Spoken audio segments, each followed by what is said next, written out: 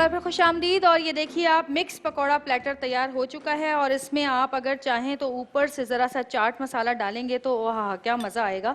और इसमें आलू के, लौकी के, प्याज के, चिकन के, पालक के, टमाटर के, तमाम बैंगन के तमाम पकौड़े शामिल हैं। और जहाँ पर अब नमकीन चीज़ की बात हुई है तो हम आ जाते हैं एक ऐसे शरबत के पास जो कि बचपन से हम पीते आ रहे हैं, जो कि बचपन से हमारी प्यास बुझा रहा है। और रमज़ान में ख़ास कर ये तो एक रिवायत बन गई है अब हमारी कि ये लाल शरबत जामे शीरी जो है ये हमारे पास हमेशा होता है।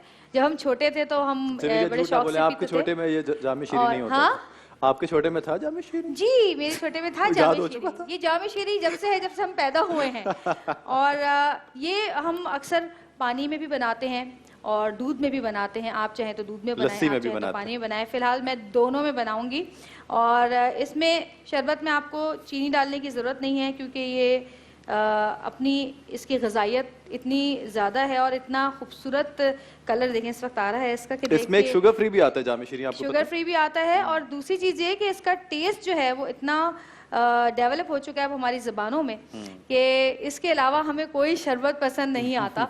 और हम रमज़ान हो या कोई भी मौका हो, ये शरबत जो है हमारी ज़िंदगी का एक अब क्या कहना चाहिए कि हिस्सा बन चुका है। अच्छा, अगर हम इसको दूध में भी मिला के पिएँ तो ग़िज़ाइयत बहुत ज़्यादा होती है और इससे ज़ाहिर है हम लोग के अंदर बहुत सारी डेफिशिएंसीज हो जाती हैं रोज़ा रखने से और बहुत सारी चीज़ों की कमी हो जाती है। तो बच्चों को भी खासकर जो बच्चे रोज़ा रखते हैं उनको अगर हम दूध में मिला के दें और पानी में मिला के पीना तो अलग ही है। क्योंकि सबसे पहले मुझे याद है जब मैं छोटी थी तो मैं अम्मी से कहती थी अम्मी बस लाल शरबत 2 भर के रख दे मेरे आगे गिलास। जामे शीरी के 2 गिलास लाल शरबत किया धरा है, 2 गिलास जामे शीरी के हमारे पास हो। हाँ ये जो है नहीं देखिए ना आप हमें शुगर की भी जरूरत होती है ना, जब हमारी शुगर लेवल लो हो जाता है रोजा रखने से। ये बताइए हकीम साहब, शुगर लेवल जो लो हो जाता है बाज़ लोगों का, जो डायबिटिक होते हैं उनको शुगर के बाद सॉरी शुगर के बाद कह रहा हूँ इफ्तार के बाद इफ्तार पे क्या ऐसा करना चाहिए कि उनका शुगर लेवल मेंटेन रहे? देखिए अगर उनका शुगर लेवल लो हो जाता है सबसे पहले तो शुगर के पेशेंट को ये अपने मौलवी से जरूर मशवरा करना चाहिए कि क्या वो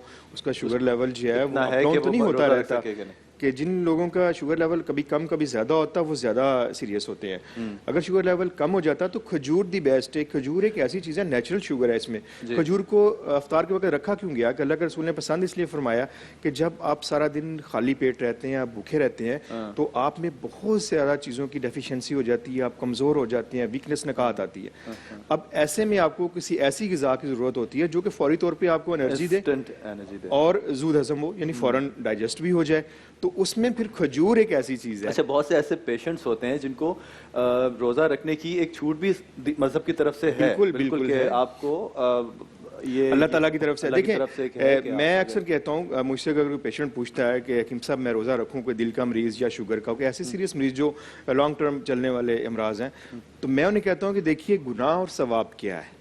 गुनाह क्या है कि हम अल्लाह के हुक्म की नाफरमानी करें और नेकी या सवाब क्या है कि हम उसका हुक्म माने। और उसका हुक्म है कि अगर आप क्या अब अगर आप बीमार हैं और आप अपनी जान पे जुल्म करते हो तो इस्लाम एक दीन फितरत है, वो इससे आपको अजियत नहीं देता ना देखना चाहता, तो उसका भी अल्लाह ने रखा हुआ है।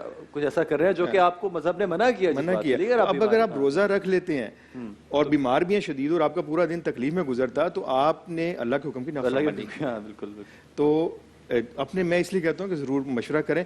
और जिन लोगों का शुगर लेवल कम होता है उनको खजूर खानी चाहिए। ब्लड प्रेशर वाले लोग जो हैं अगर आप 2-3 खजूर खाते हो तो उससे हाई नहीं होगा, ब्लड प्रेशर नॉर्मल रहेगा आपका।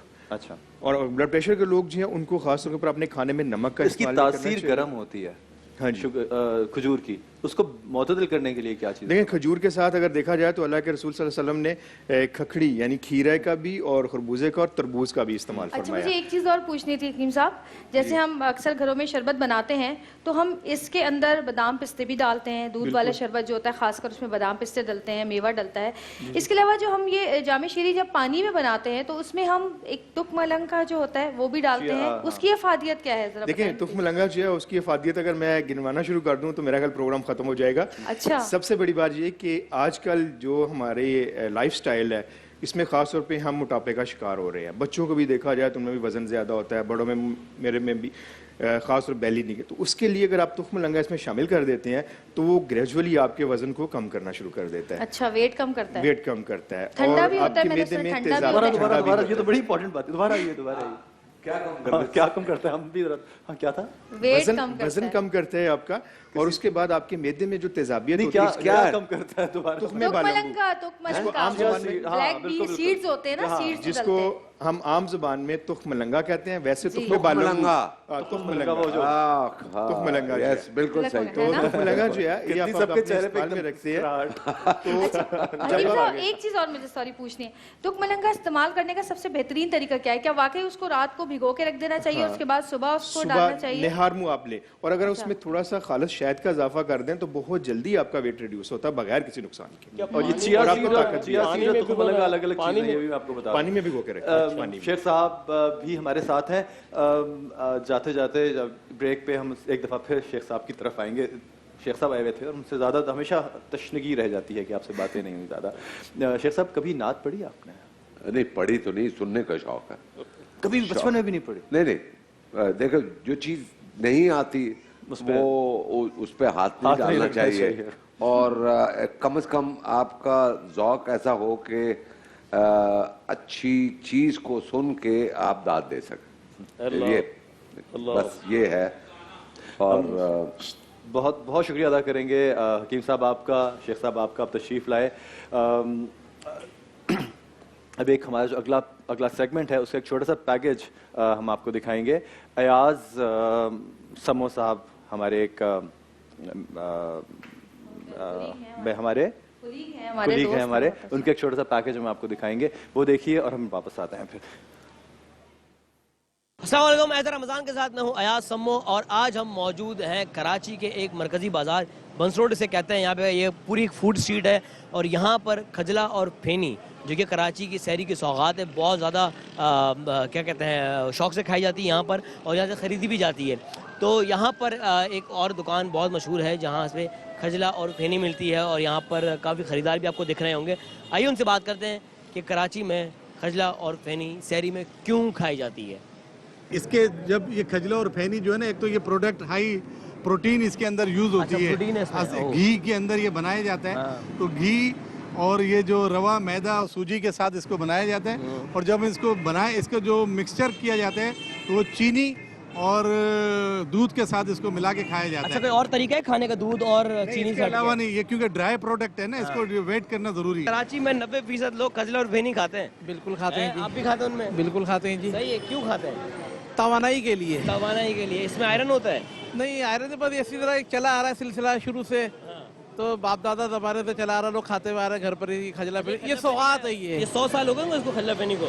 हाँ हो गए, बिल्कुल हो गए। 100 साल हो गए। रोजे की यानी इतनी तलब ना हो, ये कहते हैं वैसे।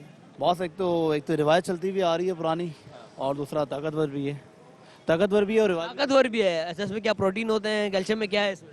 प्रोटीन नहीं है, बस एक फैशन है चलता हुआ आ रहा है शुरू से, लोग इसको लाइक भी करते हैं, और ताकत ये कि दूध के साथ खाते हैं। जी बिल्कुल। सारा दिन जो है रोज़ा होता है, और वो रोज़ा खुश्क हो रोज़ा होता है। खजला और फीनी खाने से जो गले में खुश्की नहीं रहती, और पूरे दिन, और अल्हम्दुलिल्लाह रोज़ा बड़ा अच्छा निकलता है। कराची में 90% लोग खजला फेनी खाते हैं शहरी में, क्यों खाते हैं? अच्छी लगती है लोगों को। जवाब है, अच्छी लगती है इसलिए खाते हैं। अच्छा, कोई फायदा होता है या नहीं? हाँ, प्यास नहीं लगती, भूख नहीं लगती। खजला फेनी कितने सालों से खा रहे हैं? बहुत सालों से खा रहे हैं, जब से पैदा हुए हैं। अच्छा, जब से पैदा हुए हैं। खजला फेनी रमजान में खाई जाती है शहरी में? हाँ, शहरी में खाई जाती है। क्यों खाई जाती है? सवाल आप, क्योंकि आप पुराने हैं, ये हमको नहीं पता। ये हमको नहीं पता। ये भी नहीं पता इनको। कह रहे हमको नहीं पता, खाई जाती है। बहुत कोशिश के बाद भी मुझे इस चीज़ का जवाब नहीं मिला कि कराची में खजला और फेनी क्यों खाई जाती है। मुझे इस्लामाबाद, लाहौर का नहीं पता कि वहाँ पे खाई जाती है नहीं, लेकिन मुझे कराची में, क्योंकि मैं खुद रहा हूँ यहाँ पर, पला बढ़ा हूँ, तो मुझे पता है कराची में बहुत शौक से खाई जाती है। लेकिन आज जब निकला और मैंने लोगों से पूछा कि खजला और फेनी क्यों खाई जाती है, तो किसी के पास उस तरह का जवाब नहीं था। सबने कहा इसलिए खाई जाती है क्योंकि बहुत अच्छी होती है, बहुत तवानाई होती है, और पेट भर जाता है, रोज़ा नहीं लगता, तरह तरह की बातें हुई। लेकिन मुझे यही समझ में आया कि भाई क्योंकि अच्छी होती है, हल्की ग़िज़ा है, दूध के साथ होती है, तो लोग खा लेते हैं। क्योंकि मैं भी खाता हूँ बहुत शौक से, मैं तो चाय के साथ भी खाता हूँ। आई गेस यहाँ पर हम इस सेगमेंट को एंड करते हैं। इन दी एंड जो मुद्दा निकला वो यही है कि खजला और फेनी बहुत शौक से खाई जाती है, तो आप भी खाएं क्योंकि बहुत अच्छी होती है ये। खैर हमारा यहाँ का सेगमेंट यहीं पे ख़त्म होता है। देखते रहें रमज़ान। मैं हूँ अयाज सम्मो, मिलेंगे आपसे अगले सेगमेंट में। Thank you.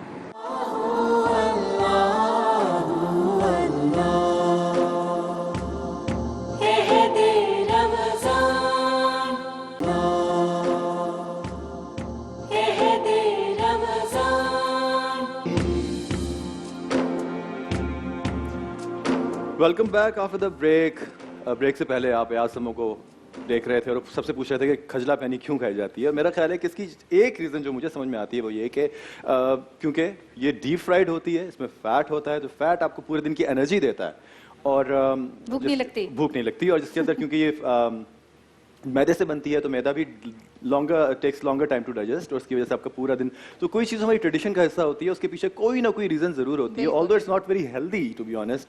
लेकिन जब आपकी आपकी ट्रेडिशन का कोई चीज़ हिस्सा बन जाती है तो उसकी भी एक अपनी खूबसूरती होती है। और जिस तरह रमज़ान में हम छोटी छोटी चीज़ों की, जिस तरह हम कह रहे थे कि जामी शीरी या पकौड़े, बहुत सारी चीज़ें ऐसी होती हैं जो रमज़ान की ट्रेडिशंस को अलाइव करती हैं, हमारे जिस दस्तरखान तरह की रौनक। हाँ, जिस तरह ये सारी खाने की चीज़ें हैं, जिस तरह वो सारी बातें हैं जो अपने बुजुर्गों से सुनते आ रहे हैं, जिस तरह हमारे वो नाते हैं जो हम सदीक इस्माइल साहब से सुनते आ रहे हैं बचपन से, ये सारी छोटी छोटी खूबसूरतियाँ होती हैं जो हमें वापस उसी टाइम में ले जाती हैं जब हम बचपन में थे। और शेख साहब, आपकी फेवरेट नात एक दफ़ा फिर बता दीजिएगा कौन सी थी, कौन सी है सदीक इस्माइल साहब की, जो आपको वापस बचपन में ले जाती है? सब अच्छी लगती हैं।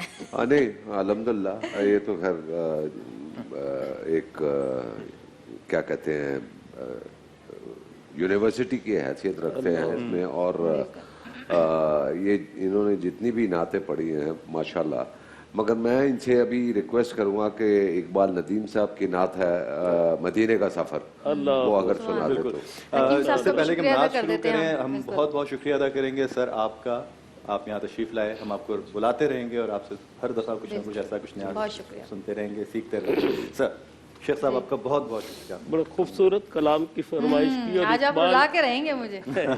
इकबाल अजीम की कैफियत ये थी कि ज़ाहिरी बसारत से महरूम थे, और वो मदीने का सफ़र पर उन्होंने जो एक नात लिखी है, जो फरमाइश की गई है, मदीने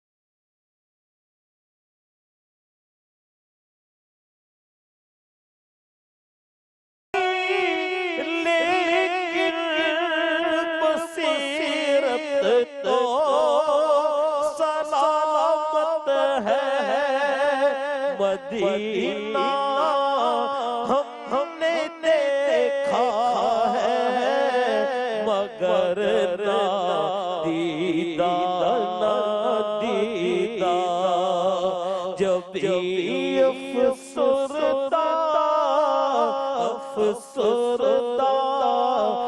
कदम लग़ज़ीदा